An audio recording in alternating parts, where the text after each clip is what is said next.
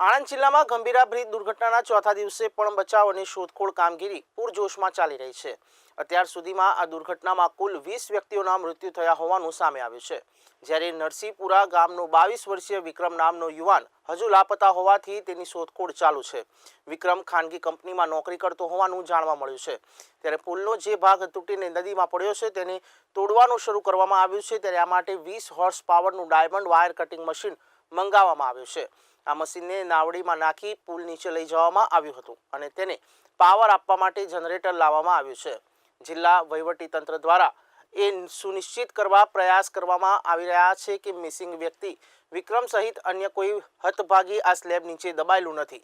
જૂના કોન્ક્રીટ બાંધકામને તોડવામાં વધુ સમય લાગી રહ્યો છે, કારણ કે કોન્ક્રીટમાં રહેલા જાડા સળિયામાં લવચકતા આવી ગઈ છે, ત્યારે બચાવ કામગીરી પૂર્ણ થયા બાદ હવે પાદરા પોલીસ દ્વારા ગુનો નોંધીને વિવિધ દ્રષ્ટિકોણથી તપાસ શરૂ કરાશે।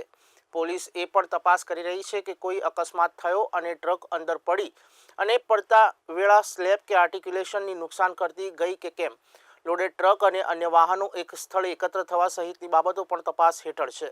મુખ્યમંત્રી ભૂપેન્દ્ર પટેલના આદેશથી રચાયેલી સમિતિ દ્વારા પણ તપાસ તેજ કરવામાં આવી છે। ગુજરાત એન્જિનિયરિંગ રિસર્ચ ઇન્સ્ટિટ્યૂટ સંસ્થાની ટીમ દ્વારા પુલના નમૂના લેવામાં આવ્યા હતા, જેની લેબોરેટરીમાં તપાસ કરવામાં આવશે। ત્યારે ફોરેન્સિક સાયન્સ લેબોરેટરીની ટીમે ફોરેન્સિકની વાન સાથે ઘટના સ્થળે નિરીક્ષણ કર્યું। આરટીઓની ટીમે પણ તપાસ હાથ ધરી છે।